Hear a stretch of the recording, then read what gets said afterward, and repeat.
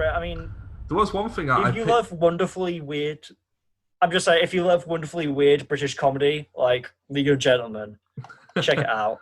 One thing that when I was watching this episode, because it was an episode, like I said, I was thinking, I've got to watch this third episode. It's all right. I don't remember much from it. But I really started to like it. It made me think one thing, which is, why hasn't or has Mark Gatiss ever been offered the job of showrunner? I remember when Moffat was like in talk, like when people were thinking when it was getting to the end of Moffat's tenure. I don't know if he announced he was stepping down, but loads of people kind of just assumed Mark Gatiss would be the next showrunner. I think I did. Like as well, he'd written consistently for the show since its revival. Obviously, him and Moffat collaborated on Sherlock. Yes, those people kind of assumed he would. I guess I'm not sure why Gatiss didn't want to. Maybe like obviously he does a lot of acting work as well, so maybe he would have taken too much time away from that. Maybe he just didn't feel that he had a vision for the show. I'm not sure. Maybe he felt that because he's worked a lot with Moffat, it would have been more of the same, and he wanted to see someone like shake up the show. I'm not sure. Yes, maybe, yeah. I mean, I'd be open to him being showrunner at some point down the line. I definitely would, yeah. He's an enjoyable writer. Yes. And I think this, especially watching this, I think about it now, I prefer this episode more than Rose. I'm not sure. Oh, maybe, yeah. This fresh perspective. I'm not sure. I'm not sure. I struggle to rank them at the moment. But I thought what we could do is, when I was looking at some stuff to do with this episode, I looked into a bit of the history of Mark Gatiss, and it's quite interesting and strange. Would you like to listen to his career? Yeah, I know bits and pieces, yeah. Okay, so he started his writing with Virgin Publishing, where he wrote a small number of Doctor Who novels. So did you know that? Okay. Yeah, I knew he started off writing Doctor Who novels. Yeah, I think within them he started to actually try and change some of the problems that had caused the show to be cancelled in the first place, or to lose some of its viewership. I'm unaware of what those changes would be, because I haven't read any of his stuff, but I imagine maybe making it less I believe Russell T Davies also wrote some of those Virgin novels as well. Yes, he did. Last night I was watching an interview with him and Moffat talking about the two Target books they've wrote for Rose and Day of the Doctor. And Moffat passes mention that I think one of the first times he was aware who Russell was when he saw one of his Doctor Who books on a shelf. Okay, so this is when it gets slightly strange.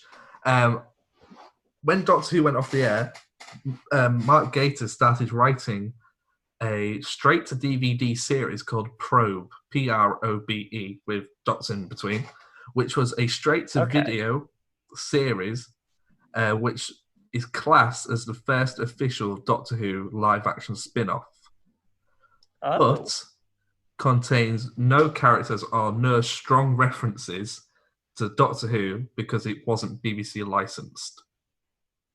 Right. So it's like since retroactively been made canon.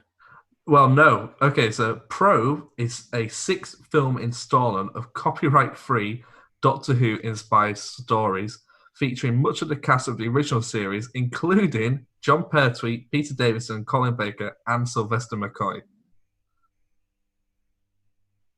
I think I've heard about this. Don't they go by a name other than the Doctor? It's very strange. I tried to summarize them, but the films vary in length from an hour in length to only 3 minutes in length. One I caught slightly on YouTube. Wow. It's very hard to find full episodes, full films. The one I saw was Sylvester McCoy was the head of an asylum, like a mental institute. Colin Baker worked there, and Peter Davison was one of the inmates. All psychiatric hospitals are closing down. And up until this morning, this clinic was going to be one of them. Patient 0. I've been doing some research, B. Research? There's something very odd going on around that hospital.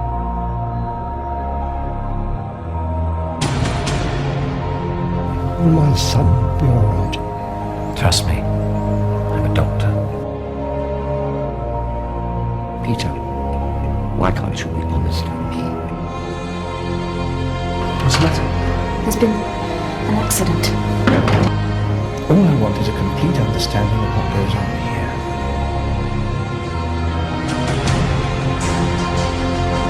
And whatever it is breaking through soon.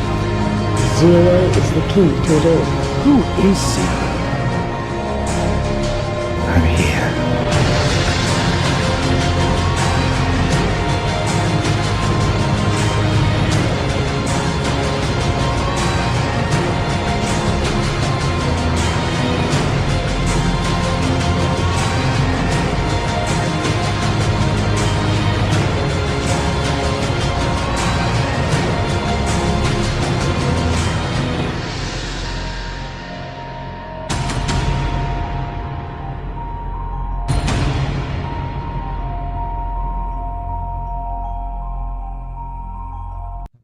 I mean, just judging from like the fact that it's kind of this lit straight-to-video film, me and my brother are currently working on a short film, and we've done most of the shooting. So kind of, I have this newfound appreciation just how difficult it is to film something. Yes. Like even just getting like a standard like shot reverse shot.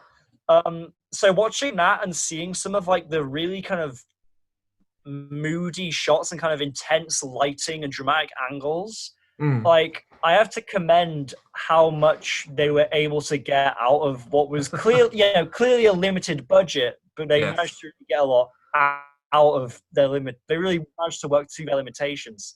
It seems intriguing. It doesn't give away much about what the plot is.